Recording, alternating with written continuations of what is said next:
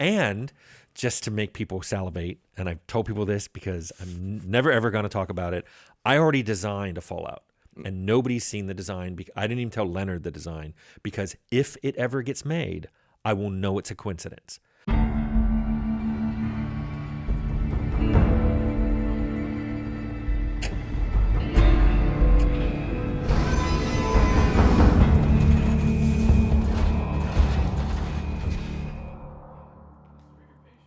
No worries. Okay. So we'll do that intro over again. Okay. Of course, now I've got a frog in my throat. Okay, I'm ready. Hello there. Mantis here, and I am with Tim Cain, co-founder of the Fallout series and owner of one hell of a YouTube channel.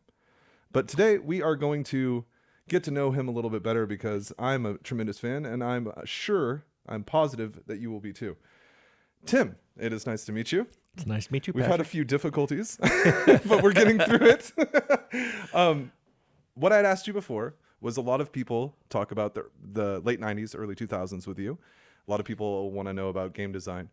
But I would love to know what you do to fill your time, just in general. What do you like to do these days? Well, I'm trying to retire. Yes. And I'm actually find myself working at more companies at once than I've ever done. But in general, I'm trying to kind of pull back. Yeah. And I just like, it's very simple. It's going to sound very boring. I like to walk my dog, Me too. garden, and bake. Okay. And that's what I do. And I'm still making little toy games on the side, but I just do that for fun because Toy I don't. games, do you mean physical toy games, or do you mean like I've just got- for fun, your own little project? I got Unity and Unreal and Visual Studio on my machine, and I just make. They're games, but I call them toys. I may never finish them. People are going to have a heyday with that. I know. I've talked about it a We little need to bit. play it. I showed off a few on my channel, and people are like, what are you going to finish those? And I'm like, the whole point of them is that I have no schedule. Yeah. One of them I haven't touched in months now. I just stopped. And that's okay, Yeah, because it's just yeah. I was just for fun. I wanted to see if I could do something, and I could, and then I got bored and did something else. Yeah, that's how I am. I also enjoy walking my dogs. I cook, not so much bake. What do you like to bake?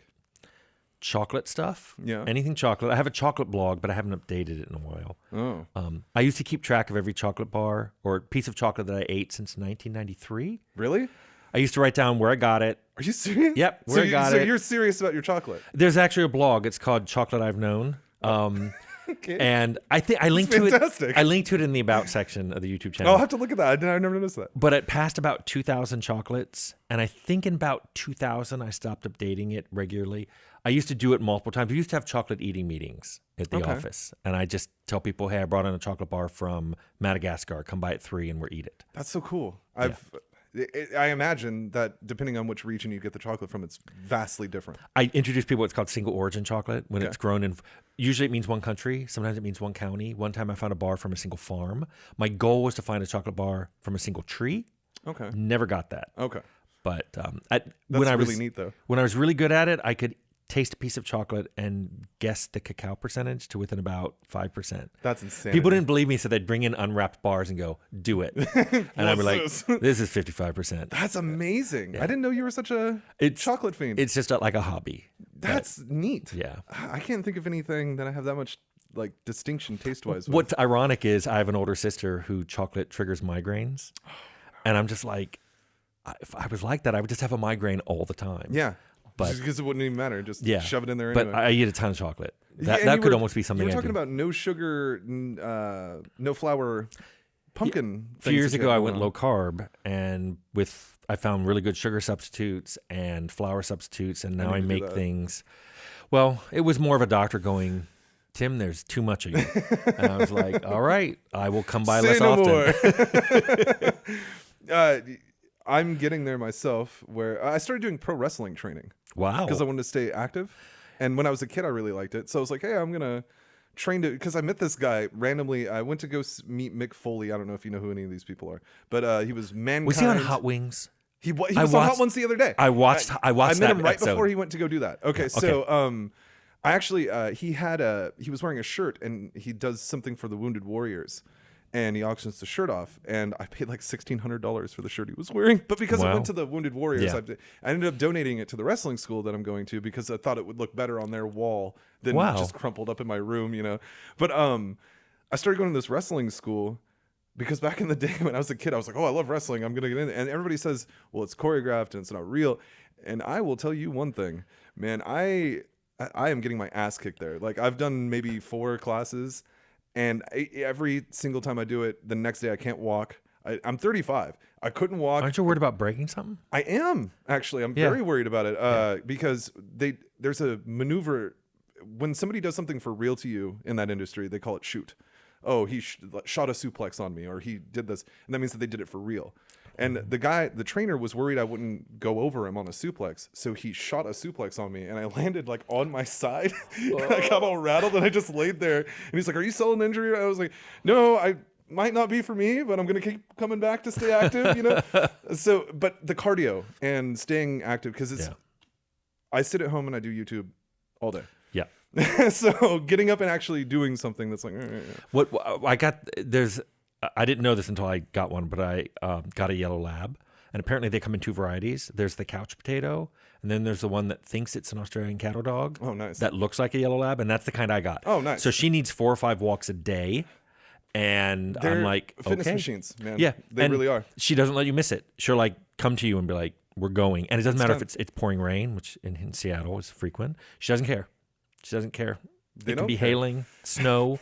She's like, we're doing this. Do you have a decent backyard, or do you have to do the walk? No, we have to do the walk. And in fact, it was funny because when I showed when I got an Apple Watch, it records everything on Yeah, it was doing that for me today. So my doctor looked at it and she goes, wow, you don't miss a day. And I'm like, I have a dog I have as a a lab at trainer. home. Yeah, she's my trainer and she has no mercy. Yeah, they So. don't care. Yeah. Yeah. I'm lucky enough. I have 3 small dogs, but we just moved into a house that has just a stupid backyard, like Oh, a stupid nice. big backyard, and so just let them out and they run around. But now they've taken, my youngest barks at everything, so he'll look up. I'll see him look into the sky and see a bird. And now he's chasing it and barking, and like the loudest, like someone's breaking into the house bark. Wow. So you go out there and like, what's going on? And it's just barking at a squirrel or a bird. My lab doesn't bark. My neighbor didn't know I had a dog for about 3 months. And she does this thing where she'll just look at people and she'll turn her head, and she's a yellow lab and she does triangle ears. Oh. And it melts everybody. I had a neighbor who's afraid of dogs who now loves her. Okay. And if we see him, she drags me across the street because she has to see him. She has a few people on the block that she's decided are her favorite people. And if we see them, we have to go over, and she needs pets, and then we chat about, neighbor So you stuff. have a sweet, adorable dog, is what I'm hearing. She's very sweet, but she's very like socially needy.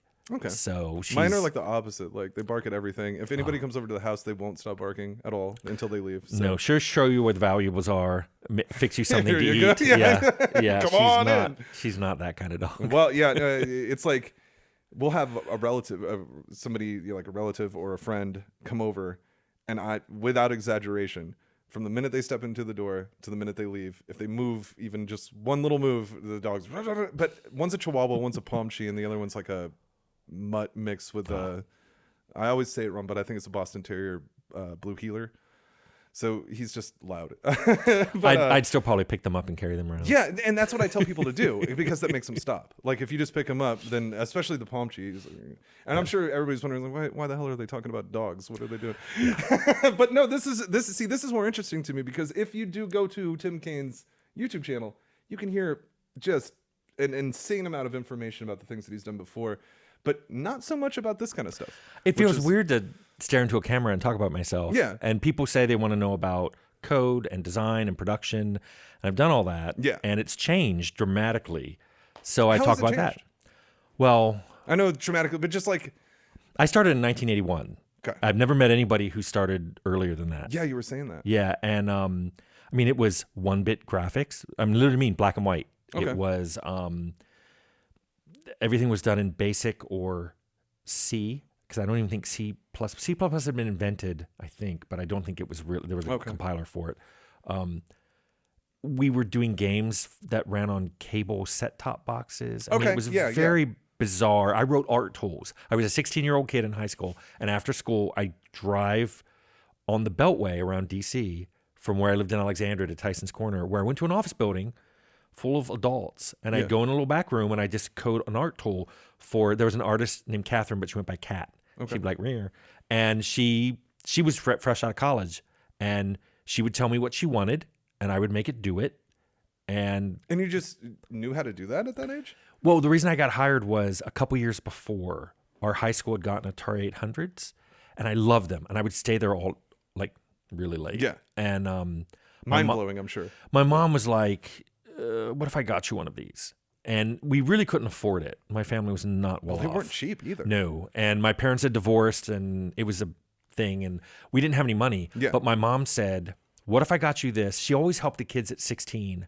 buy a used car. She said, "What if?" Instead of the car. She said, "What if at 16 I'm not going to help you buy a car, but I will get you this Best decision she ever made. computer?" She said it was her best investment because when I turned 16, I started working at that computer company at way over what my friends were making, like working at Target. Because nobody's going to know how to do any of that. And they hired me because I knew the graphics modes on it, which was the only thing. It was way beyond a PC.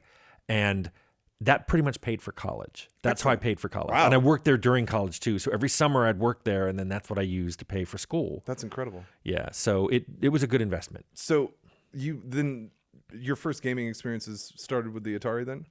Video games, yeah. Yeah. But D&D I had started earlier as you're well. very into that. And again, it was my mom who introduced me. She worked at the Judge Advocate General, JAG. Okay. She was a civilian, but she had a really high security clearance. Okay. So she was the one the admirals would come to and go, "I need this typed up." And she'd be like, all right, yeah. "Sure."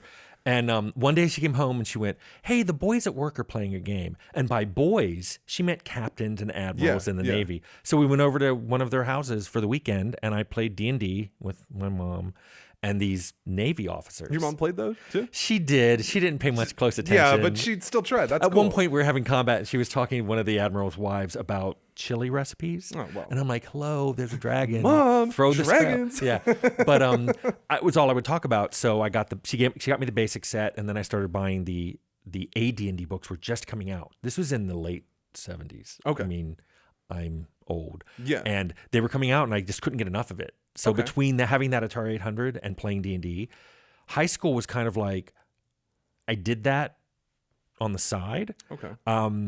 In fact, I got into a contest with a friend of mine. We wanted to see who could not do homework for the longest. Okay. So we do our homework during lunch really fast. And he gave up after a couple weeks, and I found out that if I did that, I could then go to my job after school No other responsibility. and work. Yeah. And so I started doing that. Okay.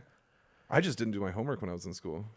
I liked school. I was a but terrible student. I'm a weird kid. I really like school. Yeah, well, that's good. I came from a broken home. It sounds like you had a divorce, so you kind of know. But like, my parents were addicted to drugs and all this other stuff. My mom We didn't have actually that. just died from that whole thing. But I think that reflected my school, because like I'd show up and all of my report cards would always be like, "It's a pleasure to have in class," and then doesn't do any work. So like I wasn't being a jerk, but I just didn't do anything. And they could tell that I just didn't want to. Well, I had teachers go, well, Tim's really good, but he isn't in the math club, or Tim won't join this after school activity. My mom was like, he has a job. And the it was kid's putting sometimes in work, all right? it was like sometimes I'd leave at work at 1. Oh, because that's the other thing I did. I got to test ahead of a few classes, so I only took 5 classes instead of 6. Wow. So I'd leave school an hour early, drive My on the wife was Beltway, like that. and work. Yeah. And she even said, she goes, "Well, he's working like a 4 or 5 hour day after work every day." That's insane. And by the way, that's what I think when I talk to young developers now, and they're very anti-crunch, and I'm like, I get it.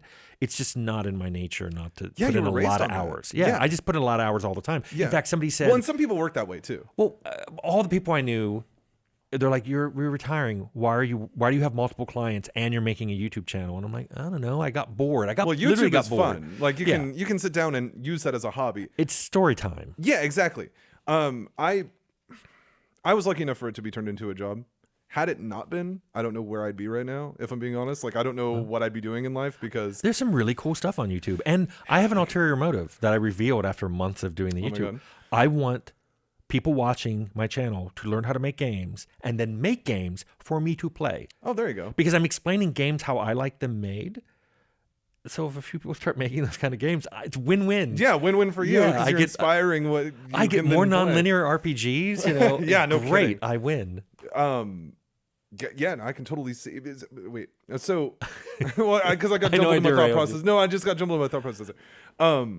When it comes to video game influences on, so like with the years that you're talking, 81 is when you started coding, or 81 was is that when when I- you were 16? Yeah, that was when I professionally started coding. I actually got the Atari in 79, Okay. and it had a cartridge called Star Raiders, Okay. which blew my mind. I couldn't figure out how they did it. Okay. It was a 3D game. It was stored in 8K. It was like Broke a few of the rules that you thought you knew. it was like playing X-Wing, which came out in the 90s Okay. in 1979, Okay. and it blew me away. All right. And I wanted to know how it worked, so I found a way of copying cartridges, and I went through the assembly code. So all of a sudden I knew assembly. In fact, my mom one day was like, she came in and she saw me going through. She goes, "Do you know what that is?" And I'm like, "Yeah, this is adding two registers, and this is doing an increment, and this is storing." And she goes, "Where did you learn that?" And I'm like, "Well, I looked some stuff up at no internet. Yeah, I was gonna looked say, some stuff wait- up at the library. My sister, all my brothers and sisters are older than me, and my sister was in college, and they were teaching BASIC. Okay. And so when she was done, I took her. She had a bookshelf, and I took the BASIC book, and I just started Taking studying this? it myself. Yeah. And so between that, I knew BASIC and assembly, which was Excellent. everything you needed on an Atari. Okay. So And then the Nintendo Entertainment System shortly after, isn't it? yeah, at the time I had an Atari VCS with the cartridges. Okay. And then I think I got a Nintendo. I don't think I had a Nintendo in college. I think I got a Super Nintendo in Great grad system. school. Super Nintendo is one of the greatest. Yeah. When I remember, I was like, I was looking through a baby book, and my mother had written that at 3 years old that I just loved Super Mario, like the first one, the Super Mario Brothers, not the one where you're Luigi and Mario and the Turtles, but like the actual introduction to the Super Mario Brothers. And apparently I was just beating it in like 6-7 minutes at 3 years old. Wow. Like I was speed running. So you this were game. born to. Yeah, I guess. But I'm not a good speedrunner. But when it comes to that game, I can for some reason. I don't know. But Mario has always been like the tops for me. They're well-crafted games too. Have you checked out Wonder? Just No. came out like the other day. No, then no. Definitely. I have Well, a, they changed is it the on the voice of Switch? Mario, too. I have a Switch. Martinet. Yeah, it is on Switch. Okay. I actually have it here, so you can check it out before. I don't have a Super Nintendo anymore, but I have a Switch. Yeah, I have a Super Nintendo. I went to a website and bought every like retro Nintendo console. You know, when and I just threw them down into the basement and got them going. not when I moved this last time, but when I moved while I was at Carbine, and I gave away had a Japanese Super Nintendo, a Famicom. I had a Atari Jaguar. They're all worth so much money now too. I know, it's funny. I was giving it away at work, and one of my designers came in and he goes, "Are you dying?" I'm like, "What are you talking about?" He goes, "Well, there's all Giving these away all your valuables. consoles. There was a keyboard, a full size, Casio keyboard." And I'm like, "I'm moving. I don't. I've had this stuff for years. Don't need it. Yeah. I just and that's when people on the channel go, "Why do you have so much stuff?" Because I've got all this stuff in Like in the background. Yeah. yeah, and I'm like, that's a tiny fraction of what I had. In fact, in a few weeks, I'm going to be doing a video. My brother, who I played D&D with, kept all his figurines, his Atari, AD&D miniatures, and Did you guys like paint them and stuff too? he painted some. I wasn't into that. But Okay. He picked the weirdest miniatures. Like we'd be in the hobby store and I'm like, "You want to buy this one?" Like there's all these like aspirational ones, and then the ones he bought. And so I saw him at a family reunion a few weeks ago, and I said, "Do you still have those?" He goes, "Yeah." I said, "Send me pictures." Okay. So I'm going to do a video That's where excellent. I show them his miniatures, and there's pictures, and I'm like, "This is," and he had stories behind them, and the stories are odd. Just making up your own lore for it. His characters had catchphrases like superheroes. Nice. Like he had an illusionist named Vincent Vision Maker. Illusionists usually don't tell you they're illusionists. And his catchphrase before he attacked you was, "You're cruising for an illusion." And I'm like, "Why are you telling the NPCs you're an illusionist? They're just going to save." And he goes, "That's the way I roll." And I'm like, "Okay." Live dangerously. Yeah, and he had a little Vincent Vision Maker figurine. That's neat. See, I've never really been into that stuff either, but I had a lot of friends that were very into Magic, very into D&D, and I would just kind of check it out. I'd watch them do it. I never really played it. I played a Fallout pen and paper, which I don't know if you know exists. I have by Morpheus. Perhaps. Morpheus games. I've got that. Did you hear about the Fallout Magic the Gathering? That's Yes, I coming out? did. I've Yeah. seen pictures of some of the cards. And I they're saw pretty neat. those. They put I think the dog's name was River. Do you know who told me about that? Chris Taylor. Oh yeah, The designer okay. from Fallout. Okay, he yeah. texted me, or he emailed me, he goes, Jesus, "Do you I'm know under- about this?" And I'm like, "I did not." Yeah, they put the dog that played Dogmeat is on one of them. That's the one he wants. Yeah, well, because she just died not too long ago. The actual German Joel's Shepherd. dog. Yeah. And I was heartbroken. I didn't think it would hit me that hard, because like it's just a video game dog to me. I don't have any relationship to this dog. Before the lab, I had a Belgian Shepherd, and I wanted to name him Dog Meat, but I rescued him, and he was already 8 years old. Oh, okay. And I didn't want to change his name. Yeah, because So- he's not going to know what the hell you're talking Yeah, about. so I was like, okay, you keep your old name. And but it was funny because people always assumed that Dog Meat was because I had a dog named Dog Meat, but it was from Blood. It's from Boy and His Dog. Yeah, The wildest post-apocalyptic movie my dad has ever shown me. 'Cause it's he a goes, weird one. Have you ever seen Boy and His Dog? And I was like, no. I mean, he suggested me some very inappropriate. I couldn't even tell you the titles of some of the movies he's suggested me. But that one, I was like, oh, I'm going to check it out. And then like just the way they handle females in that. It's been decades since I watched it, but I remember Don Johnson. I was going to say, didn't he fake his own death after that too? And then come back from the dead later? Dude, the whole thing is, but the movie is interesting. It is. And you can see a lot of, well, I don't need to tell you, but you can see a lot of what was influencing on the first Fallout. What's interesting about Fallout, it was really a bunch of us. We were coworkers, but we were also friends. Yeah.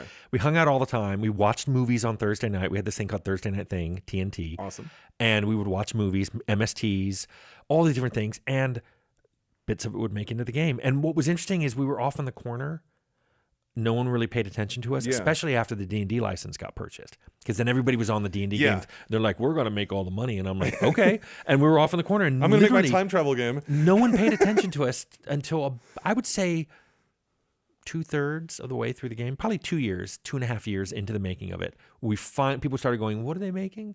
Yeah, what's going on over there? Yeah. They eat pizza over there all the time. What happened was Brian Fargo took it home over the weekend and played liked it. and And then loved everybody's it. like, oh, then well- suddenly marketing was going, we need to Oh, talk we about need more box of this." covers and posters. Well, And, good. yeah, That's yeah. It's like nothing wrong I've with been in that. this office for 2.5 years. I'm glad you stopped by. At what point did it change from here's you're going back in time over and over again and you're the stone statue to That was Fallout? a brainstorming session in So it didn't really get that far into 94. production? Yeah, Oh, in late that early. 94. We had a ton of ideas. There was alien invasion. That's where the vaults sort of came from. We had aliens invasions, and I thought people were going to hide in vaults. Scott Campbell, we were talking, and he said, no, it was your idea. You came in one day and said, I had this great dream where everyone was hiding in vaults after a nuclear war. And I'm like, I didn't remember that. And then recently I found the story I wrote. The Okay. original Fallout intro story, which is really close to what we ended up shipping. That's so cool. And I love that you keep all your stuff like that too. I have so much stuff. Yeah, because I don't do that. Well- Like almost every time I move, I leave everything behind. Well, what I got lucky was, like, I used to write, because I worked crazy hours at Interplay, I would write notes at home. I'd sit down at home and I'd write, like, this is what happened today. Tomorrow, don't forget to ask Leonard this. At the production meeting, we had weekly team meetings where, like, talk about this, this, and this. And I'd write that down at home and I'd bring it in. But then I'd type it up. Okay. So hard when copy. I left Interplay, I couldn't take the stuff at work, but I had all this stuff that I did on my own time to kind of organize my thoughts. I digitized all those. And recently I put all of them into one Word Yeah, doc. I saw that you It had was done like that. 89 pages long. And I was like, I could try to think about making that You into a could book. you could turn it into a book. I don't seem to write good books. I tried writing a memoir and I've had 6 different people read it, and it's apparently Yeah, very you were telling me dry. that like a lot of people got different vibes that you weren't going for. Some people thought I was being mean. Yeah. And it's funny, I tell the same stories on the YouTube channel, and they're like, oh, that's great. And I'm like, you said that was mean in my they memoir. probably aren't getting the cadence. through the Yeah, text. yeah. And it 'cause- said somebody said when it reads, it sounds like you're blaming someone, but when you tell the story, it's like we were having fun and he did this, and then it caused this problem, but we loved it. Yeah. But when you write it, it's like he caused this issue, and it's Yeah. like that's not what I meant. But not exactly what I was going for. yeah, But I mean, we had tons of if you've played in my games, you know they're full of bugs. yeah. So- Well, I didn't have a whole lot of problems with the first Fallout. I call it charm. Other people call it bugs. Yeah, I call it charm too. I do. But I honestly, nowadays I'll get, but it's mainly with Fallout 2, a crash or a slowdown. I get a slowdown, and I don't know if that's because rigs are so new nowadays that the game doesn't know what to do with it. It probably Or if has it's to an do with info dump. Probably has to do with how we write to the video screen, because we don't do it the way that would be efficient now. Or We have you tried tried to to play keep. Fallout Tactics lately?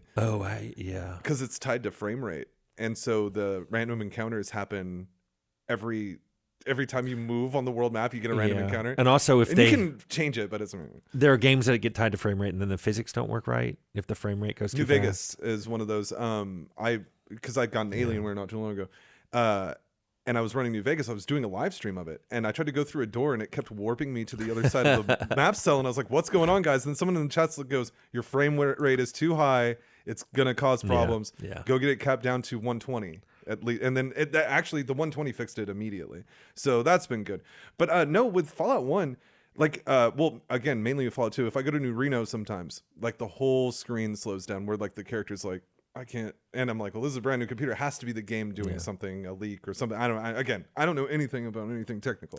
Well, like, but I never get a crash. Well, that's not true. It's crashing me one is crashing me a couple. There are things, and I'm pretty sure I did the same thing in Fallout, but I was looking recently at code for Temple of Elemental Evil, and I saw some things that I wrote where it would grab a chunk of memory when the game started up and use it for all like pathing and stuff. And I was like, it could grab so much more now. But back then that was like the amount that was safe to grab. And what I should have done is ask how much memory is there. But you didn't do that because you didn't want, even if there was a lot of memory, there were issues back then with having too much memory and too much of a block. It would cause Windows to, the virtual memory manager would page flip a lot, and you just didn't want to deal with that. Yeah. So, and that happens on GOG actually with the classic Fallout games, where when you get into combat, it'll cycle, and you'll see the screen even not respond. Yeah. Not respond. It's because GOG and Steam put a wrapper around Fallout. Yeah. If you took the original code and recompiled it, a lot of that stuff would go away. Don't get me started on taking the original code of Fallout and doing something with it. Yeah, don't get me started. Let's talk about something else. Yeah, well, actually, on the Fallout topic, we were talking about Deathclaws a little bit before this interview started, and I'd love to actually continue that conversation. In the first Fallout, the one that you worked on, the Deathclaw almost seemed like this mythical, like, being. It was, you talked to Harold, one of my favorite characters of all time. I don't know who's responsible for him. If you are, thank you. If you're not, I didn't write Harold. I think... See, this is why I always get in trouble. I always miscredit people. I know that Harold's final voice dialogue, the script for it was written by Marco Green, but I think the base script for it might have been written by Chris Taylor. Okay. I don't know. Well, he's been in the series forever. So. Okay. Oh yeah. But a really good character. But Harold even talks about it. It's like a damn big man, and he's constantly selling this myth of the Deathclaw. And when you talk about it in the hub with other people, is her name Sally or Betty? I forget the one that runs the gun shop. So long. Yeah, but whoever runs the gun shop, I forget her name out there right now. But I think it's Sally. I mean, it doesn't matter. That's gonna hang me up the whole time. But she even sells it like, oh, and Tandy will even sell it a bit when you talk to her in the shady city. Like, and then when you finally encounter this thing in the cave with the mutants taking the caravans, and it's just the whole thing is put out with like, oh, it took out a super mutant, so it has to be, you know. And then by the time we hit Fallout 2, they're just so abundant. And then, of course, with Fallout 3, they're kind of like fodder. Well, something even with Deathclaws is the way we put them in Fallout is you hear about them a lot before you ever see them. Yeah. Which, to me, that's like game design 101, telegraph stuff. Yeah. Make the player build something up his head. That's what I did as a kid. I was like, what is this thing going to be? And then you go into, I think it's the boneyard, and you find some eggs. Yeah. And you're like, oh, there's one around here. And then you encounter one. Yeah, the eggs are up there by the gunrunners. And you encounter one, and it's tough, but it's not so bad.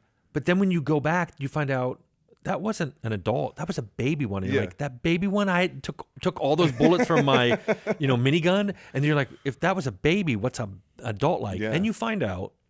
And that's why it's like throwing a Deathclaw at you too early in the game would have spoiled all that. It's supposed to be something that even at the end of the game, you're still a little afraid in power armor. You're still a little afraid to take on a Deathclaw because they can mess you up. Oh, yeah. And that's actually when I discuss Fallout 4, one of the biggest things that people say to me is, oh, I feel like the Deathclaw came out a little early. Again, everybody's taste is their own. I understand why that happened. I know what they were trying. Well, I feel like I know what they were trying to get at there. But I agree with what you're saying when you build this. But by the time you play Fallout 4, you already know what a Deathclaw is. True. You already know what this is going to be. Though they did redesign it and stuff like that. I do like the designs of the Deathclaw. See, what I would have done is I would have had a Deathclaw, and then you kill it, and then somebody goes, yeah, but have you encountered the Deathclaw eaters? Exactly. Okay. Well, That's in New Vegas, the one creature a Deathclaw will run from, and then you're like, what? what the hell's that? Yeah, and then you spend the whole game being afraid of Deathclaw eaters. And that's why I liked what New Vegas did with them, where it's like you have the babies and you have like the Josh threw blind ones in there on the way to going up to Vegas if you go the wrong way. But you meet the mother and you meet the alpha male and you meet all these other ones that will literally one hit you. It doesn't matter what level you are, what arm you can have APA on, boom. And I like that buildup of that. But what I was going to ask about was when you guys were, and I know it's been a long time, but so if you don't remember or something like that, always don't feel like you have to remember. But when you were designing the Death Club, were you guys thinking pre-war military beast, or were you thinking here's just a cool monster we're going to throw into the game? People always hate this story because it's okay. It for a lot of people it's a letdown. But here's what happened: we were finishing up the game in the last few months, and the boneyards weren't done. Okay. And we needed to put them together quickly. And one of the D&D games had a clay model for Tarask. Yeah. And they weren't going to use it. And you're like, we're taking And that. we're like, well, we have artists who, they finished digitizing all the heads. They know exactly, so they digitized the Tarask, which looked exactly like a Deathclaw. Yeah. And we put it in the game as a Deathclaw. But then I was like, well, we'll make this a really nasty monster, scale it down for one of the babies. And then I think it was Leonard, and they lay eggs. So they put the eggs in. And that became then after we put it in the boneyard, we retroactively rewrote some earlier areas to telegraph what was coming. I see. So it wasn't even in the original plan for the game. There was no idea for a Deathclaw. Deathclaws were kind of we needed something big and nasty and scary to define a region. And literally, I think what happened is the Tarask model was put in the lobby.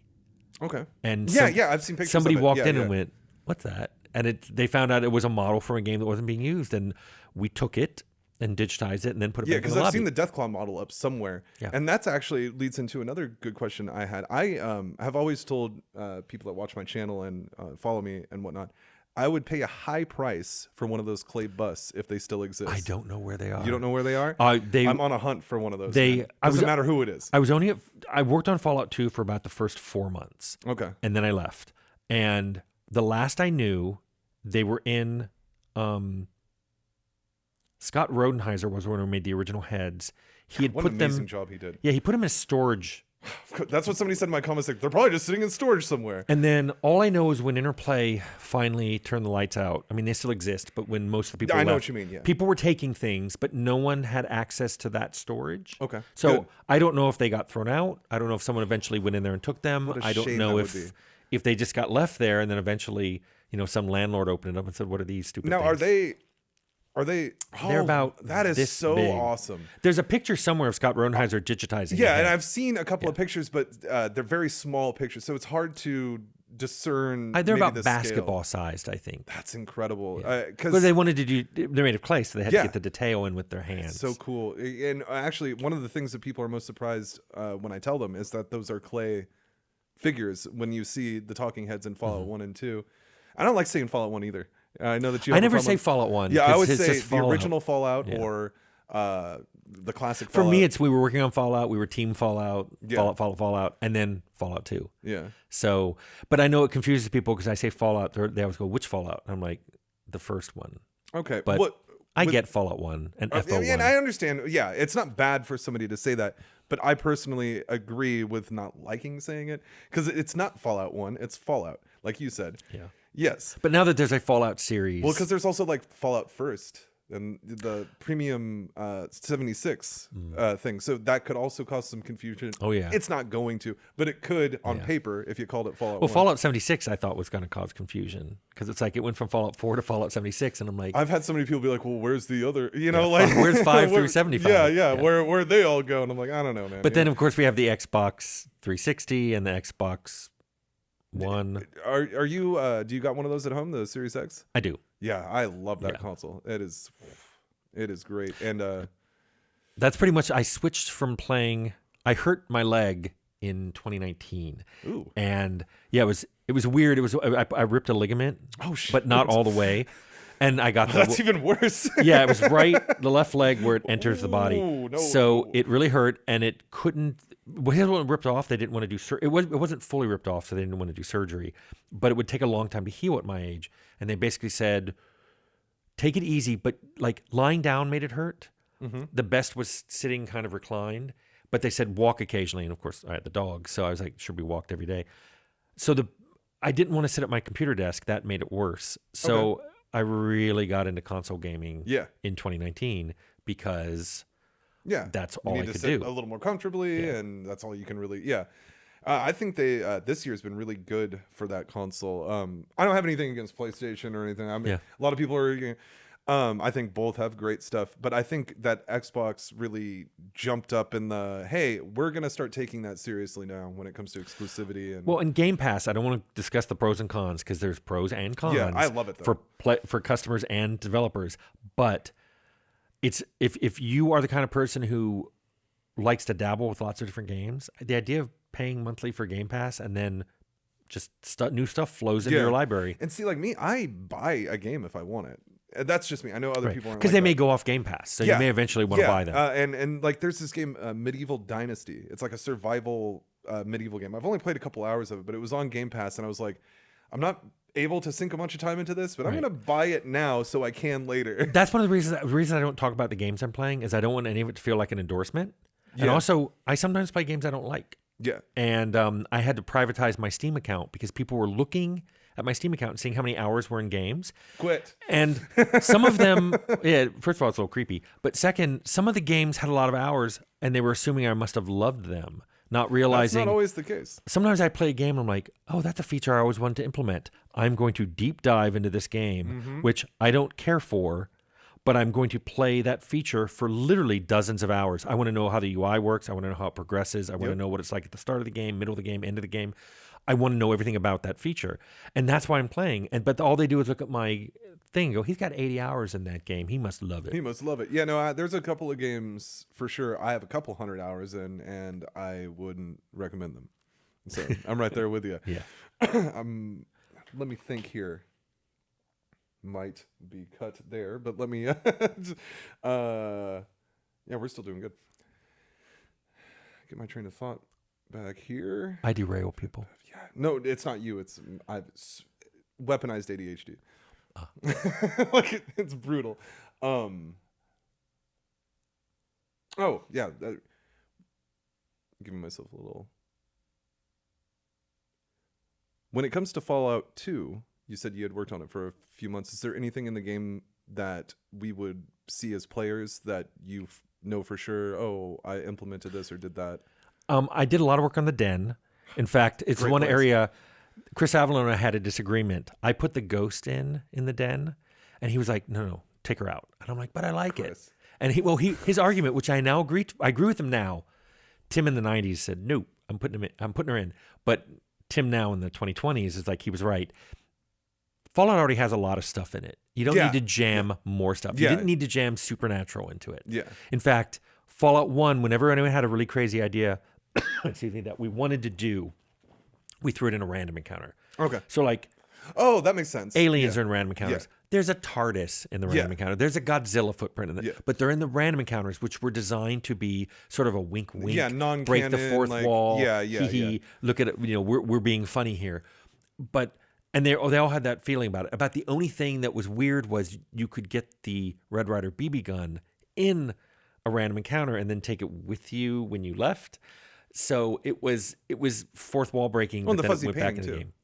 The Yeah, Elvis but I'm painting. like the BB gun actually shot. Yeah, people in the eye. Well, You could shoot an eye out. You could shoot an eye out. And in the F Online mods, really great for crippling during PvP. Oh. You could just straight shoot legs during PvP town control battles, and it would just cripple. Oh, and I didn't finish telling you a different story. Tim asked me where I got my name from. I said, "Oh, you're gonna love this." Didn't even tell him. I really like mantis, like the animal, the bug, the mantis. But the TKS stands for the cons. It's an online faction I was in that we played that F Online game.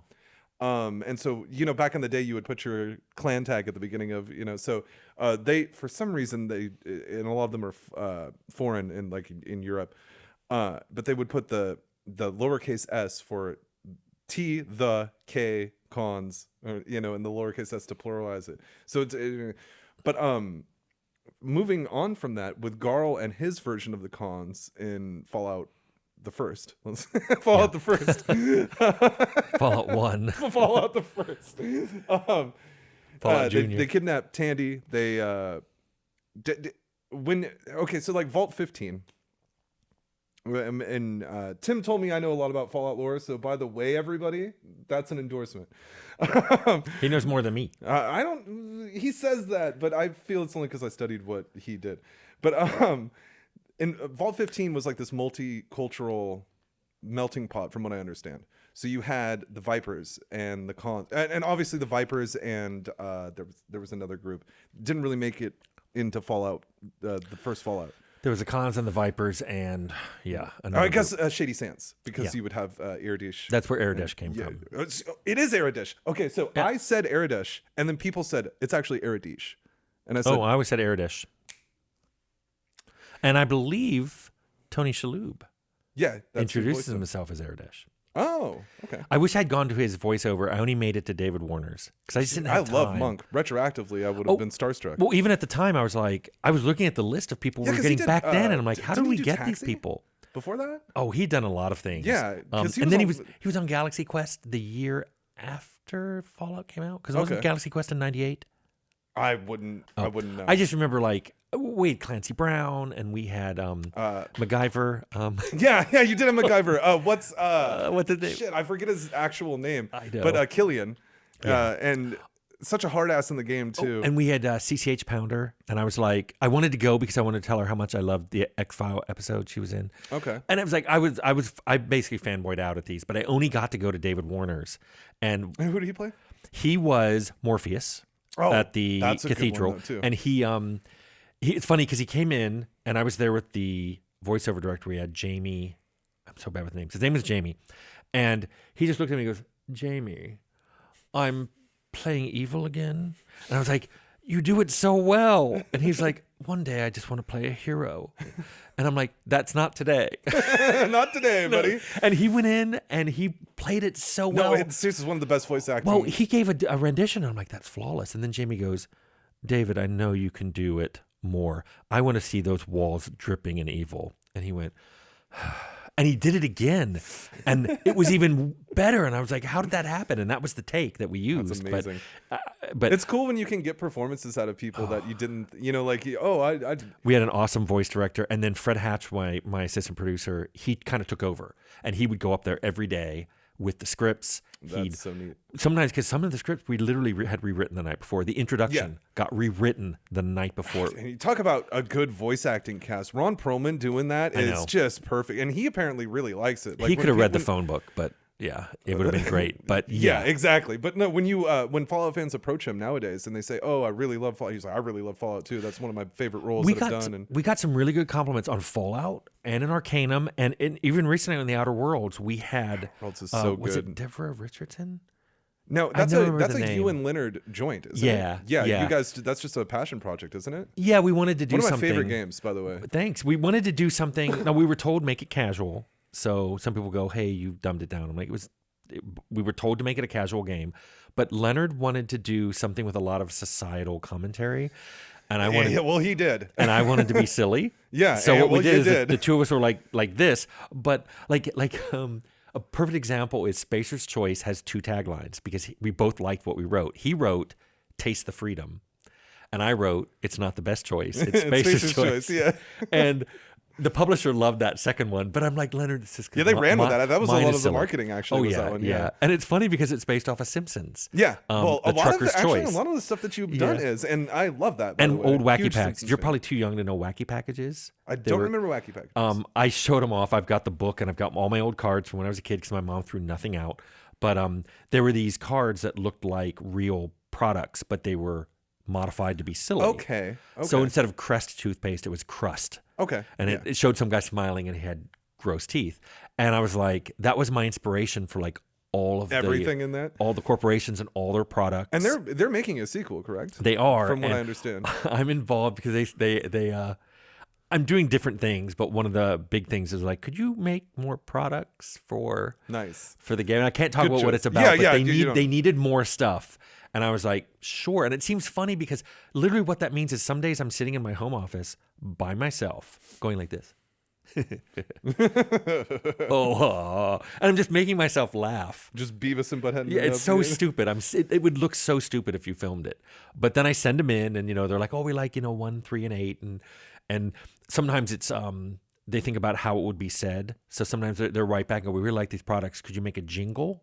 Oh, and it's fun. So I talk to the audio guys, and I'm like, "Hey, we need to. I want something that can be sung really easily, and we'll pick things like." Like, it's not the best choice. It's Spacer Choice wasn't their jingle. I believe they had another jingle. Yeah. Because I'm bad with stuff like that. We had so many. We had lore text and taglines and jingles, and it was just all these different things we were trying to do. But it's such a good world that was created. Seriously, it was fun to make. And I think jumping into the sun when you have low intelligence. You guys are the kings, by the way, of low intelligence choices. Well, I actually think I'm trying to remember. I want to say. Kathy, she was one of the animators, Kathy Nichols, said,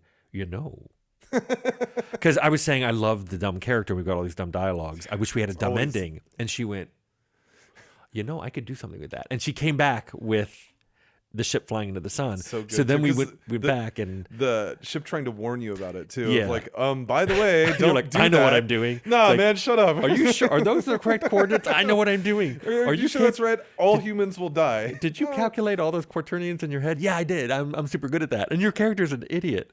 And then you pulled something in that game that I think you were gonna do in Fallout. Was it your leg? Yes. No. For the first. Again, I'm bad with names. And it's actually been a minute since I've played Outer Worlds. But the first settlement you come across where the man killed himself because he didn't want to... In Edgewater. Yeah. Okay. And his next of kin, which is another player. Had to pay for it? Another had NPC. To pay his taxes or Yeah, whatever? you have to pay for your own funeral. Yeah, I love that. But it seems like the good and the bad endings... were reversed. Am I wrong about that? Like where it's like you think you're doing the good side, but when you come back, it's totally decimated and nobody I think it has something to do with the factory in town. I could be wrong about that, but because I remember Killian and Gizmo got. I know, and actually we talked about that Killian and Gizmo was accident. Well, they weren't switched. It was Gizmo made the town more prosperous than Killian. Yeah. And people in Cure were like, that doesn't get telegraphed, and it seems unfair. Well, and all of that. course it doesn't. Yeah. And so when we did Edgewater, there is telegraphing that getting the factory going back up isn't necessarily the right thing to do. Because if you go talk to the woman who's running the botanical center, she tells you that humans don't digest the native species very well at all, and Earth stuff isn't growing with all the nutrients. They grow, the plants grow and make fruit, but the fruits don't have much nutrients in it. Okay, that's why there's that plethora of snacks. Yeah. Because they're like, people have to eat more. Yeah, because otherwise they're slowly starving to death. Yeah, and the birth rate's way down. This is all stuff you learn near the end. Yeah, but so what you're supposed to discover is, if you just get the factory working in, that's not the best thing. Yeah. You have to I think that's what I did in my first playthrough, and I came back and I was like, wait. You have to get the two of them working together. But if not accidentally, if you choose certain sides, you can unleash the robot. Okay. Kind of the robot apocalypse on Edgewater. But you do that deliberately. Yeah. So no matter what you pick to do, you end up wiping them all out. And what's great is there's an NPC there that when you first meet him, he's basically crazy, and he has all these crazy conspiracy theories, and that's one of them. And then you can actually make it happen. And if he sees you in town, if you're there fighting with the robots, he runs up to you and goes, I knew it. And did you, and I'm almost certain you didn't, but did you have any involvement in New Vegas? No. I started in Obsidian 2011. Okay, so right after. Yeah. But that's with Nobark. He lives in Novak, but Nobark, a lot of people thought that he could be the chosen one from Fallout 2 because of the way that he was that he'd always talk to. I asked Chris Avalon directly. He said, "No, he's not. Thank you." I was like, "Okay, sorry," but I always like every time I've ever asked Chris Avalon a question, it's always very direct answers. No. All right. See, goodbye. For me, it's always like, we just made it up. But yeah, Chris always has these. Chris had plans for everything. But what I love is, and Josh and Chris and everybody who worked on Fallout New Vegas. Wow, is that not the most Fallout-y of the 3D versions? It's just a very Fallout-y game. I loved it. I remember playing it, just going. And you know what it is, and I'll say it because you might not. And what I think it is location. I think it's the continuation of the West Coast story of that universe. Yeah, but seems to make the vibe.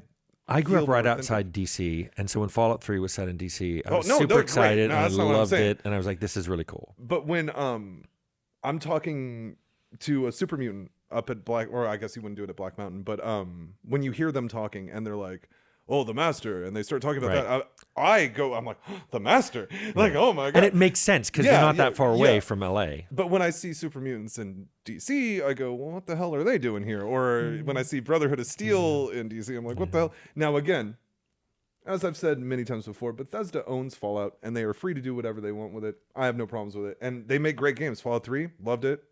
Fallout 4, loved it. And it was announced today. I don't know if you saw it. May 12th, I believe, is when the Fallout show's coming out. I did not know that. On Amazon, yeah. Wow. Saw that on Twitter this morning. I'm going to watch that. I am also going to watch that. Have you seen any of the trailer or anything like that? I have not. They showed it when they launched Starfield, or when they were doing a Starfield event. They showed the trailer to the live crowd. Was it just the vault door? And it kind of zoomed in? It was much more than that. There's like a ghoul walking across the entire country, it seems. Oh, I didn't see that. And it looks like California, DC, and another place. Like they have taken, and Boston probably, they've taken almost every location and are trying to tell stories in it simultaneously. So. Well, we were talking, Community's one of my favorite TV shows, and Walter Goggins was in an episode. Okay. So when I found out that they have him in the show, I'm like, okay, the quality bar I know is there. I've seen pictures of the people who sets. made it are fans. The sets look great. The sets look amazing. Whoever did the sets for that Fallout show had to have gone through Fallout 4 and just painstakingly copied it. A friend of mine lives in, I want to say New York, but I actually think he lives in New Jersey. He lived near where they changed a Red Rocket. Okay. They changed a regular gas station into a Red Rocket, and he sent me pictures. Yeah. And I saw a like, lot of pictures of Super Duper Mart, and I was like, man, this looks so amazing. I was like, this is going to be good. Have you seen the vault? I think I've seen still photos. Yeah, me too. Yeah, that's what I've seen too. Okay. It literally looks like a Fallout 4 vault, though, in real life. It's interesting, though, because Leonard and I, we talk all the time, but he's one of my favorite people, by the way. Leonard Borarsky created the look of Fallout. Yeah, he basically, he decided it was going to be 50s. Everything that you think is classic, from the Vault Boy to the vent symbol. A Vault Boy tattoo. A Vault Boy watch. Hey, yes. And he just created all that. And so when he sees some of these things, he'll go, that car's wrong. Yeah, I know he does. That's why I love that color's not right, and the piping is too long. It would have been squatter and shorter. And I'm just looking at him because I'm like, it looks fine to me. One of my favorite rants he goes on is the most important thing that I think is not missing, but I think put on the back burner for nowadays Fallout games. He insists on, no, this is what the people in 1950 would think the year 2077 looked like if it was nuclear, annihilated. Yeah. Not, this is the 50s, and then bombs got dropped on it. And again, I love these 3D Fallout games. They've exploded the franchise. It would be it wouldn't even, come on. Thered be a cult following at best right now because old 90s games. Without them doing that, but I know that Interplay did have some plans. Van Buren was up there. I feel like you left before that, though. Oh yeah. Because I think Sawyer was involved with that. Yeah, Fallout Van Buren was started in 2000, 2001. What a game that would have been, and it was shut down, I think, in 2003. Shame, but it happens. Now well, you weren't there for that, but Fallout Brotherhood of Steel, I always felt like kind of showcases not the downfall of Interplay. That sounds so negative, but you see a lot of product placements with Ball's energy drink and stuff like that. You see just this real departure of like, instead of working on Van Buren, here's this PS2 console game that we've made. Yeah. Check this out. Put a Fallout skin on it. Bastardized Herald in it. But again, I'm not... A lot of people look at Fallout Brotherhood of Steel as not very good. The nice thing I like to say is this is where I would have taken Fallout. Yeah. And then Interplay later took Fallout in a different direction. Sure, yeah. And Bethesda took Fallout in a different direction. It's not necessarily bad. It's just, it's not where I would have gone. See, the cool thing about Brotherhood of Steel is a dual stick shooter in Fallout would be pretty good. Yeah. But what was delivered, like I said, I feel like it represents a company that maybe wasn't thriving at the time. But again, I don't know technical stuff. I'm very ignorant when it comes to that side of the industry. There was an IP they had that was popular, and they had an engine because I think it. Well, they stole that Snowblind engine. They got sued for that. Oh, okay. Yeah, I didn't really follow at that point. Oh no, the Snowblind engine from Baldur's Gate, Dark Alliance, that they used in that. There was a lawsuit over that. I don't know what happened after that. No, but I found that out because I did a video on Brotherhood of Steel, and I looked into it. I was like, oh, really? I kind of went from the crunch on Fallout 1 to crunching on Arcanum. And so anything that happened between that era. Yeah. Well, and again, I'm not throwing anybody under the bus. This is all publicly, released. And again, but when I say stole that engine, that is what was being accused of in the lawsuit. It's interesting. I don't know how someone steals an engine. I don't know how any of that works. But maybe what I know is they didn't have permission to use the Snowblind engine. Maybe I can easily see what happened if somebody thought they had the rights, did something. What I was trying to say is I don't think it was done maliciously. Yeah. I just think it was overlooked. And maybe it was thrown out. I don't know. But Baldur's Gate is a terrific game. Yeah. So that's how I know Brotherhood of Steel could be as well. And I think that people are a little too harsh on it, but that's just me. What I wish is I wish people would like what they liked and not spend so much time hating on what they dislike. Yeah, or telling everybody There's what they hate. There's so many games out there. It's like you're wasting time hating this game. Go like all these other ones. Yeah. So if I don't like a game, I just go and pick up there's a new one. I mean, especially with Game Pass, you can be like, I played that for an hour, Yeah. and then you play that like, I love this, and then I play it for 80 hours. Yeah, exactly. Yeah. Yeah. and that's what I think is so cool about the industry now is what you just said. There's flavors of ice cream for everybody. You like vanilla, you like chocolate, you like Rocky Road. It doesn't matter. It's there for you. There's indie developers that'll make it.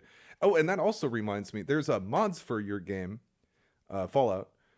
Have you heard of the Fallout Resurrection 1.5? I've heard of it. I've heard a lot of mods for it, but I haven't played it. Resurrection 1.5 is very worth your time. I think you should check it out. Who's very true to the lore. Who's making it? It's just some fan.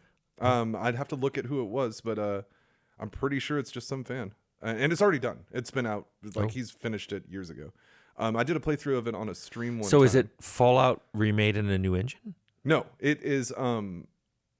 I believe they take Fallout 2 and then make a story that takes place between those two games, between Fallout and Fallout 2. Oh, so they link Fallout 1 and Fallout 2 together. Okay. Now, I don't know how solid the link is, but it's supposed to take place during that time period. But they did a really good job at keeping it feeling like one of your guys' games. So that one definitely, and Adam Lacko is making Van Buren on his own. I don't know if you've seen... Mm-mm. Based on the screenshots and storyline information that came out? He grabbed all of the technical documents that existed, and he's remaking that game from scratch. Now, he climbs mountains in his spare time, so he's not always working on it. Yeah. But when this is over, I'll show you just some of the things he came up with. It is ridiculous. Like, we're talking the full Tibbetts prison. We're talking about, like, he has done everything in it, and it looks good. It looks really good. So that's what I'm saying. I love that people love to do that. Yeah, me too. It's like they take something and they just... Well, I'll do it. Yeah, and they make it their own and they make something new out of it, and it's amazing. He needs to stop and save real quick. Okay. Give him like 10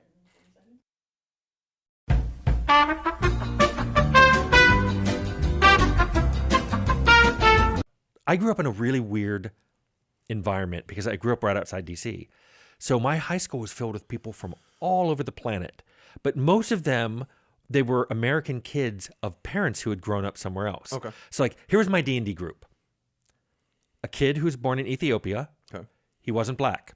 That's interesting. In fact, he looked Irish. A kid whose parents had been on a kibbutz, but now they lived in DC and in Israel. And the other kid was half Korean. Okay.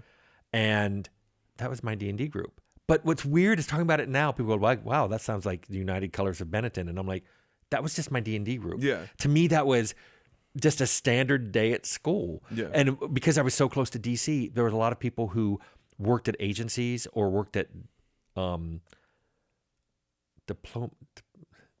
weren't diplomats. They worked at embassies. But they were just like file clerks or something. They worked there. And so their kids were growing up in America, and I was just growing up with them. I remember I came home one day and I told my mom, hey, we just had kimchi over at William's house. How come you never make that? My mom was like, what's kimchi? And I was like probably 13. And she didn't know what to do. She was like, I don't know what that is.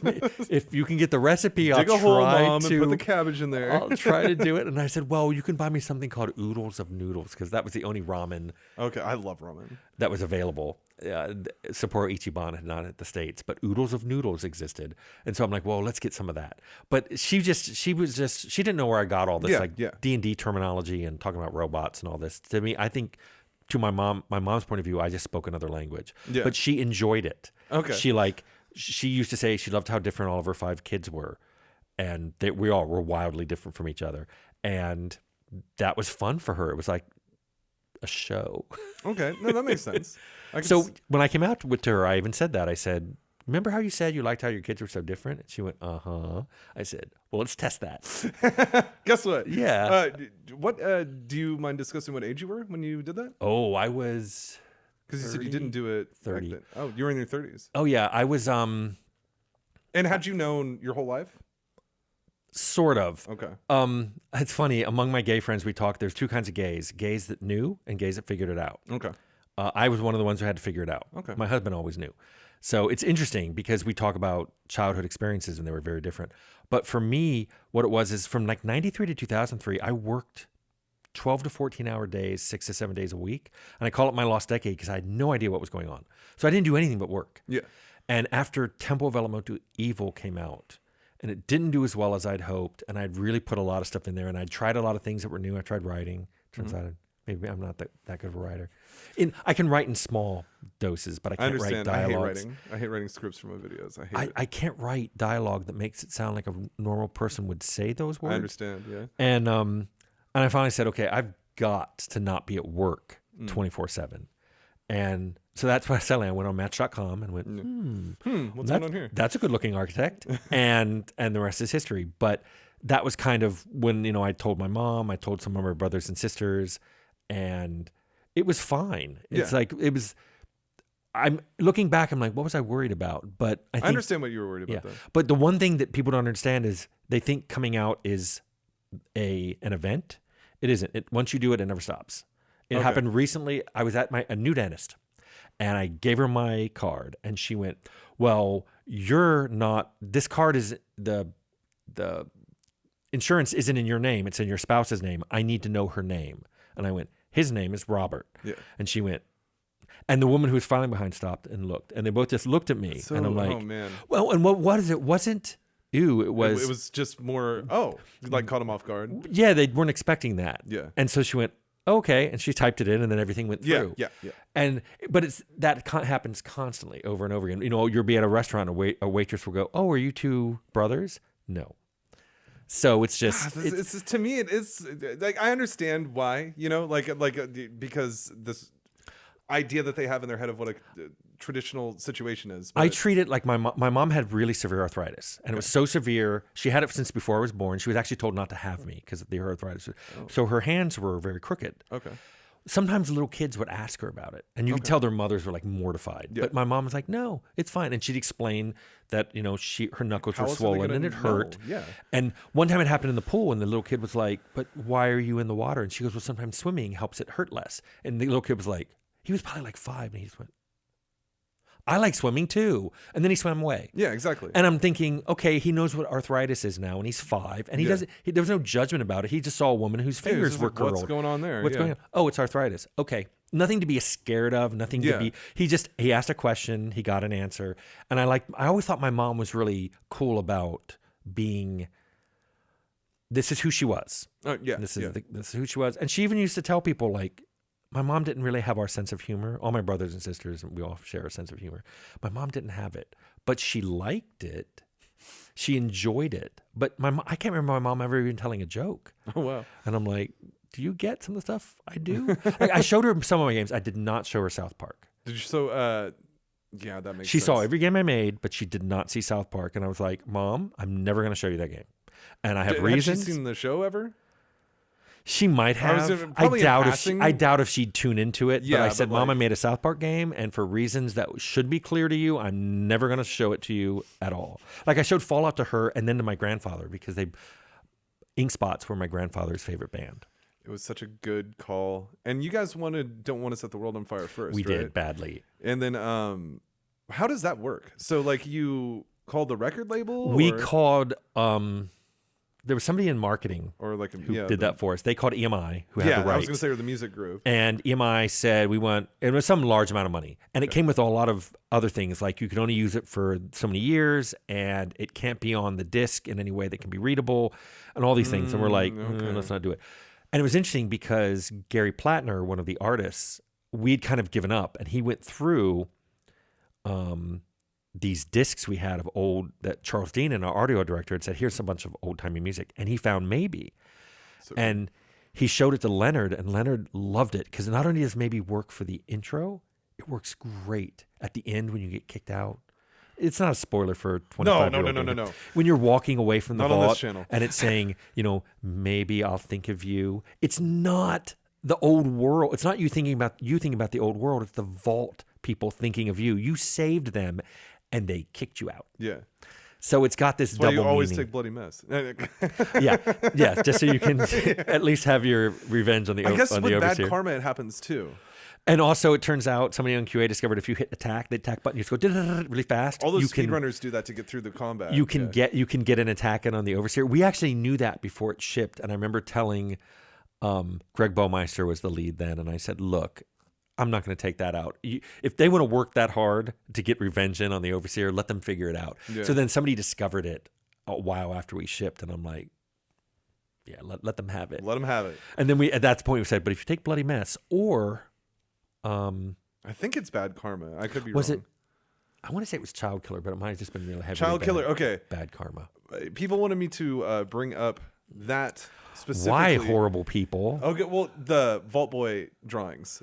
Oh, yeah. Well, like, because one of my favorites that got cut, and YouTube hates it when I show it on screen, but the Virgin of the Waste from Fallout 2, where he's sitting on the toilet with the Playboy. Yeah. One of my favorite Vault Boy drawings of all time. I just think it's so delightfully tacky. But the first one, was it Leonard that drew the first with him kicking her in the stomach? No, here's this quick history of Vault Boy. So we originally had icons on all the Skildex cards. Okay. And Arlene Summers had made all the 200 icons.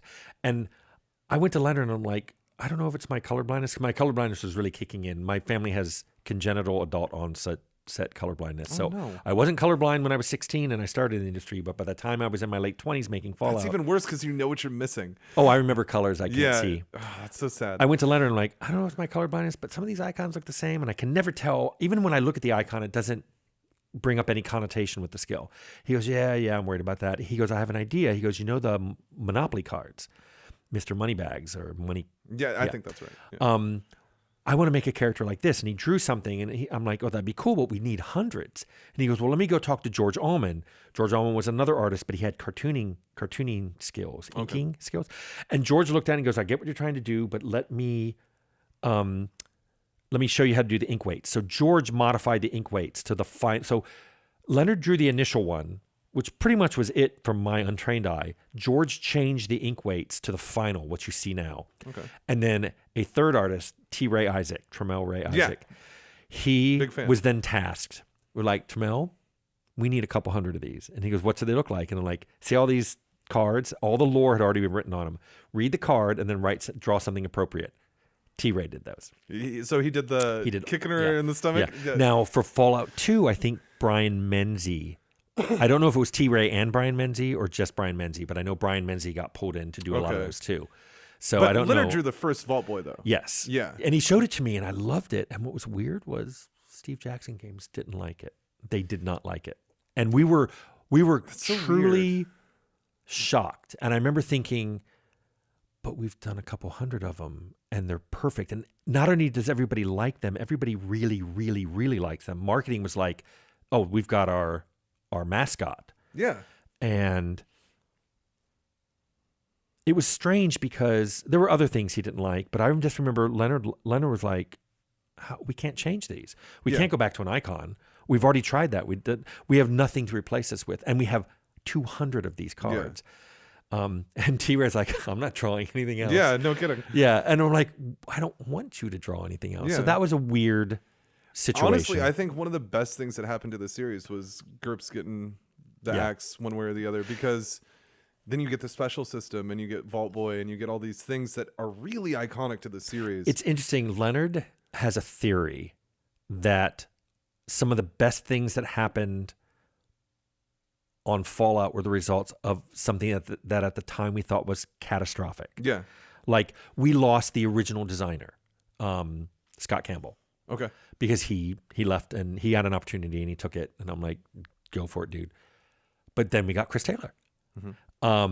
Jason Taylor, we thought it was a huge loss when Jason Taylor left, because he was handling not just programming but scripting and the connection.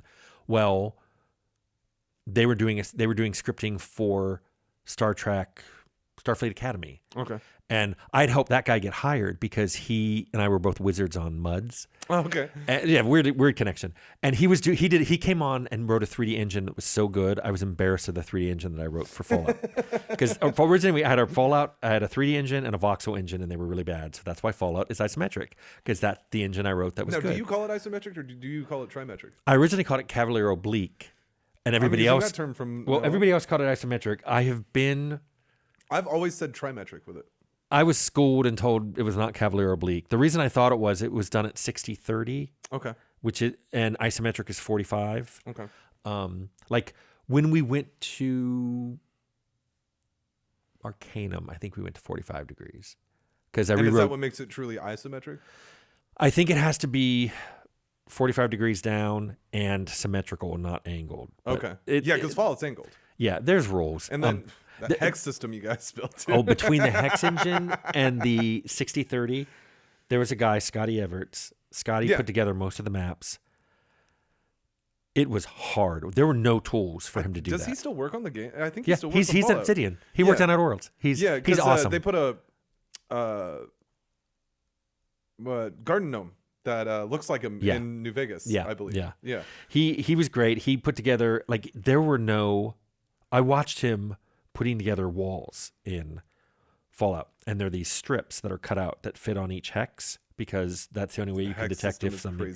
crazy. Yeah, and the strips were not in any order. When the Okay. art tool ripped a picture of a wall into strips of wall to go into the game, it didn't necessarily put them linearly into the art tool. So poor Scotty had to just pull them out by hand and reassemble walls. And I just remember going, I felt so bad for him. So when I made Arcanum, I replaced that with you could go to a top-down mode, draw a rectangle, and then when you went back to isometric, the walls were there. Okay, yeah. And I was thinking, this is awesome. But I think he thought, you just took what I do. And it was one of the early AI casualties. But he's so good. I mean, I said, Scotty, this frees you up to do what you do really good, which is set dress maps. Yeah. And he was the one who made sure that maps not only were correct, but looked good. Okay. Like when you played it and you were going to have a combat somewhere, there wasn't like some things blocking your view. Yeah, When no, you that went makes into a room, the cool things were visible. And like the root, yeah. When the roof came off, Yeah. yeah. So he was really, really good at doing that. One of the things that they did in the F Online mods is they you could download something that just turned the walls into blue hexes, just flat blue hexes, and then nothing else blocking, so you could do the PvPs that way. And actually, they created something called one hexing, where if you are using like a minigun or a burst weapon, and you are in the adjacent hex, it does like 5 times more damage than if you're back, because all the bullets are hitting them. And I always thought that existed in Fallout, And when you go back and play it, it almost feels like you do more damage if you are literally right next. And I'm talking only with burst weapons. It seems like that work, and I don't know if it's just the game thinking. We don't do hit scanning. We didn't shoot out particles, but probably what you're seeing is range. A lot of those weapons had range drop off. Okay, yeah. So when you're standing right up on someone, it is going to be incredibly accurate. I know shotguns work that way. It certainly is when Ian does it. Yeah. Well, unfortunately, Ian did it behind you too frequently. And I He told did that in the last stream. I did it. I told the stories about that too. That's entirely my fault. I loved companions went in late. We tried to use the NPC Ian's my favorite code. companion. NPC Of all code games. didn't check where you were standing, and so Ian just loved to be like, "Oh no, switch to burst mode," Yeah. and then point right through you, thinking you I were. call it fun mode when you give Ian the SMG and play the rest of the Yeah. game. He got me the last stream I did, and then I got myself because I usually don't do the implants at the Brotherhood. And this time I was like, I'm going to go down there and get the implants. Did it before I went to get the water chip, got all the implants, had 5 days to get the water chip. Oh, Boom. And I was like, oh, it's not going to end. There's no real time limit. I was like, oh, first Fallout, there sure is. I thought you were going to say you died from a critical failure, which could happen. No, I have before. One of my favorite things that happens is when you're in combat, and it's like you've critically missed and lost the rest of your ammunition. Yeah. Like that's just disappears. My favorite is if you try to throw a grenade, but you drop it Oh, because it takes the pin out. And so Yeah. it drops right. It's like, Just oh boom. crap. Yeah, Oh, I love sorry. it. See, it's filled with, and that's why as we close this out, that's why what you did there is so timeless and good, and why you have people like me that take it so seriously and care about it so much is like what you said. Though I'm not referring to bugs this time. Charm. The charm that first game has is off the chart. I'd always seen, oh, here's an RPG and here's a sword and a barbarian and he's going to go fight these dragons and stuff like that. And I walked into my friend's house and it was a blown out, apocalypse of, an atom bomb had gone off and America and there was all these vaults. And that spoke to me on such a different level for some reason. I don't know if it was more based in reality or the fear of that actually happening or what it is, but My theory of why Fallout appeals to people is, and it's so basic, we were sometimes just trying to make each other laugh. okay. We were a tight little team and we were off in our corner. And I know sometimes people put in things saying, because they told me later, like, this will make Tim laugh. But sometimes I was like, oh, people are going to love this. I mean, back then I'm like, critical failures can be really funny. Yeah. Nowadays, I think players would be like, how dare you Kids make have a my hard time playing character critical fail? Yeah, how Like, dare you make me critical fail? The 20 bracket, like 20 to 25, they can't do it. There are people who play through Outer Worlds and they reject every flaw offered to them. They're like, no, I'm not going to play with any flaws, and that's fine. Well, yeah. But part of me is like, you don't want to play with robophobia. That's what I'm you saying. don't want to play with like claustrophobia, or you don't want to play a really dumb character. Yeah. It's fun. It's fun. The first time that ever spoke to me again was in Fallout with Fallout 2, and I'm sure Avalon had the majority to do with it. But the things you can get up to in Fallout 2 with the dumb dialogue, that kind of stuff, I think is really good. I credit Fallout 2 as being my favorite of the classic games, but I think it's just because it added scrolling through the inventory with the mouse wheel and the take all button.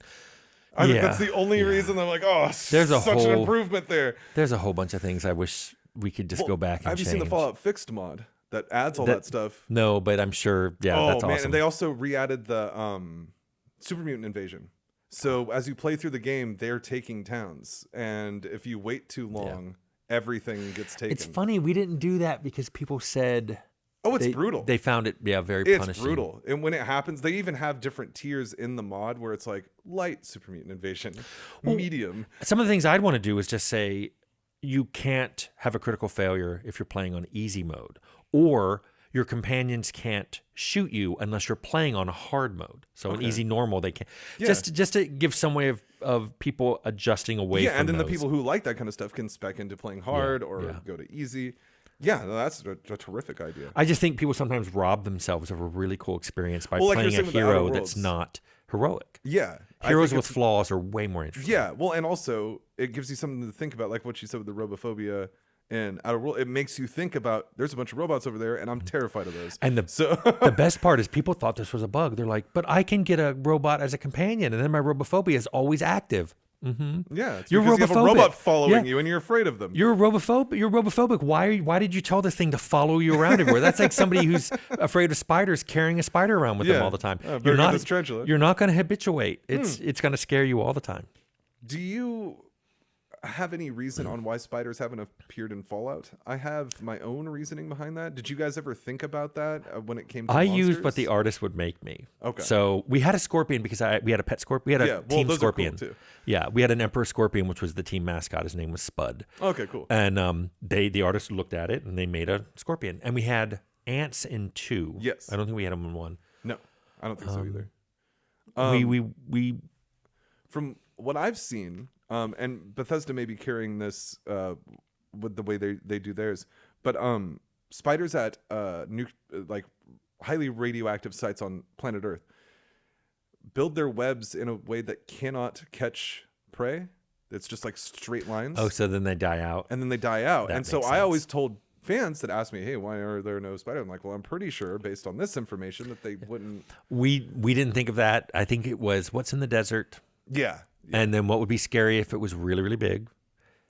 And Scorpions. And plus, there was a movie with a giant scorpion, and there was the famous movie Them, which had giant ants.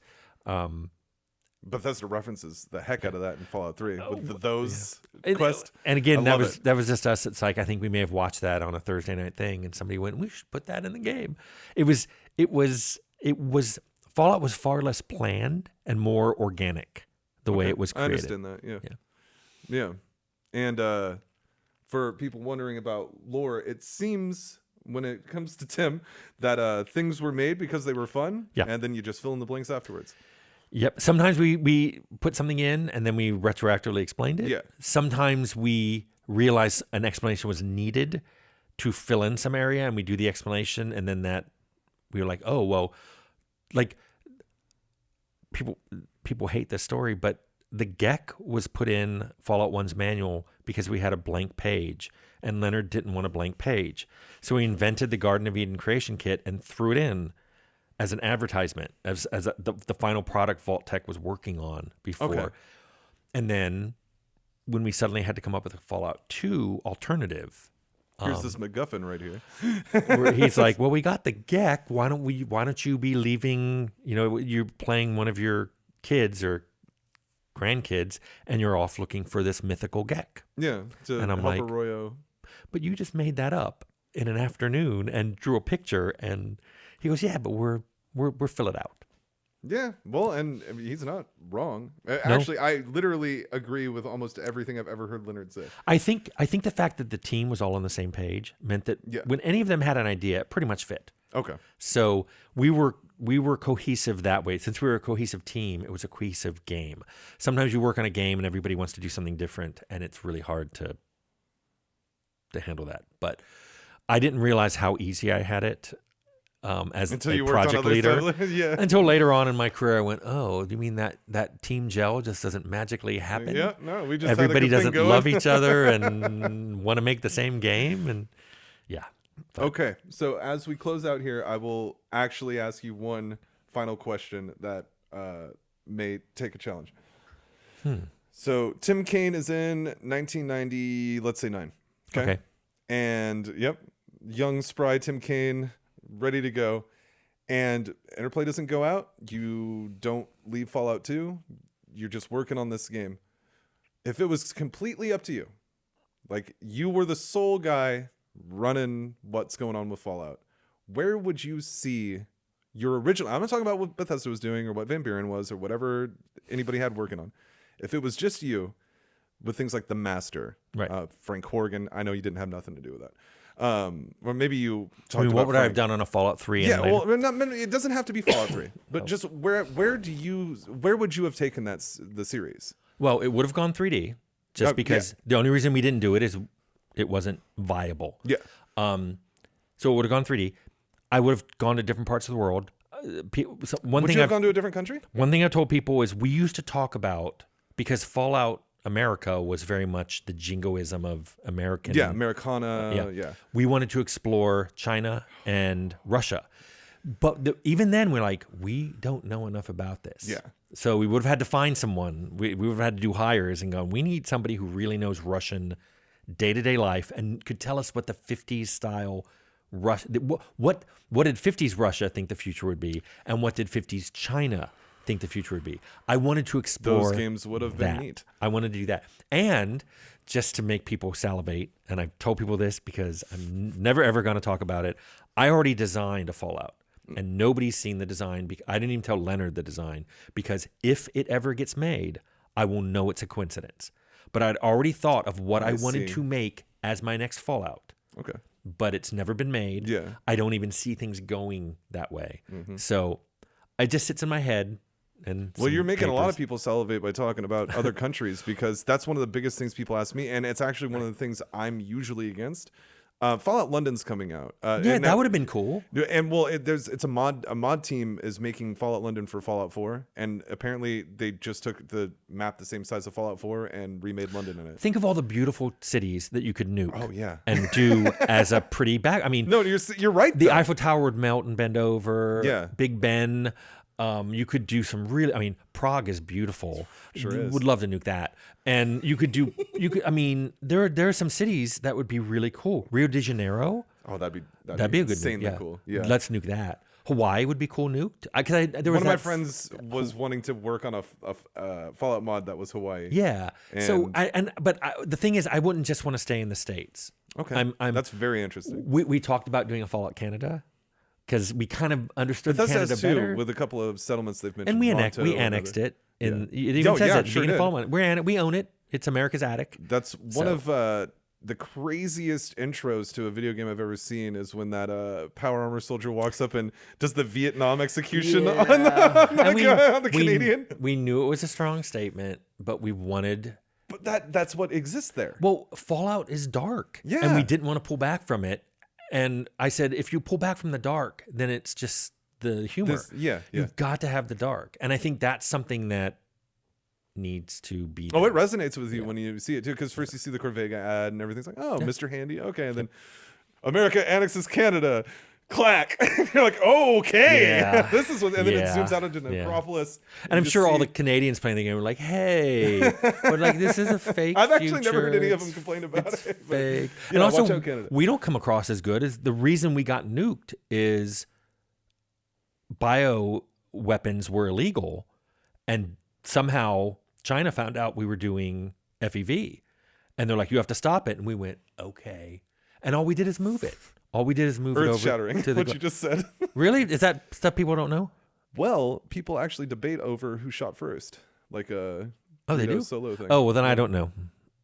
Who knows? It was No, probably some rogue well, nation. that movie they were making, I think you might have still been with Interplay when they were talking about The Fallout 2 movie? Well, I don't know if it was the Fallout 2 movie. You would know more if that's There what was a it Fallout movie in plans. I even saw a script for it. Yeah, I read the script on my channel. Okay. Does and it have a guy in a subway? Yeah, it starts with the guy in the subway. Starts with the guy in the subway. And then out of nowhere it really loses the plot from there. Mm-hmm. It really does. Like but their whole thing was that Vault-Tec nuked the US and blamed China so that they could run the vaults. And then what I like more is what Bethesda did with the vaults I really like, with the mass experimentation. Yeah. Relating it to the That was the Enclave plan. starship. And yeah. Now they don't talk about the Enclave starship very much, or that the Enclave come and collect that data. In Fallout 2 you see it, but you I've heard don't- people say it's a dumb idea, but I'm like, Vault-Tec It's one of the best basically, ideas. they basically underbid, Mm-hmm. built bad shelters that wouldn't possibly hold everybody. And On then purpose. along with the government, the highest level of the government said, hey, we could use those vaults to test things and then go somewhere that was nicer. Yeah. And people are like, well, wouldn't they just stay on Earth? And I'm like, my view of Fallout from Fallout 1 and Fallout 2 was there wasn't much of a future. Yeah. People would scrap out an existence in places that could still support life, but most of the world was dead. And there was just a matter of time before long-term effects happened, like drought or a horrible disease, or even Blue flu. That was or coming. maybe the oxygen levels would fall, because what makes most of the oxygen Yeah. doesn't exist in Fallout Yeah, anymore. exactly, The yeah. seas are not full of plankton, and there aren't The forests trees are all anymore. dying. Yeah. Yeah, so it's only been 80 years, but maybe in 800 years, there's no more oxygen left. Yeah. Who knows? Or not very Yeah. much. So this isn't scientific. This is just going, okay, so they're going to build a starship and go away. But it's generational, so they need data. And explaining it by saying, yes, the Enclave and Vault-Tec have this agreement that, we'll come collect this data and we'll help you, gather these people, but we're going to use these vaults to Yeah. to experiment on what's going to keep that starship moving. Yeah. And I don't know, I always thought that was a very good idea. But yeah, those are, I mean, it would be false to say I haven't thought of it, and so have other people on the team. There are other people on the team who have their own ideas of, I'm talking the original team, of what should have been done in Fallout. That wasn't really explored in Fallout 2. Fallout 2 I was... believe Van Buren was really going to cover Fallout it. 2 was done very quickly. Yeah. So Fallout 3 probably would have explored a lot more of that. Yeah. I mean, Chris Avalone is one to explore themes. Yeah, So- and actually he had a bunch of, the Bible. He had the whole Bible, Yep. and then that was deemed non-canon, unfortunately. Yeah. But I mean, again, whoever owns the IP can do whatever they want Yep. with it. But the writings in that Bible are truly, I'm very glad that they are contained somewhere and kept Yeah. somewhere, because Yeah. his ideas for the series, I think, are very good. I agree. Him He's a- and Josh Sawyer too. I think Sawyer did a really good job. I'm always in awe of really good writers, Yeah. because once you try it and know you're not good at it, then when you watch other people be really, really good at it, you're like, Wait a minute. where's that coming from? Yeah, Yeah. different talents. Yeah. But we'll let Tim get out of here. I'll quit talking his ear off. Make sure to follow Tim Cain on YouTube. I will link in the description and a pinned comment his YouTube channel. Thank you for coming out. It was so amazing. Thank meeting you. It was great. It was yeah, fun. and we will catch you on the next one.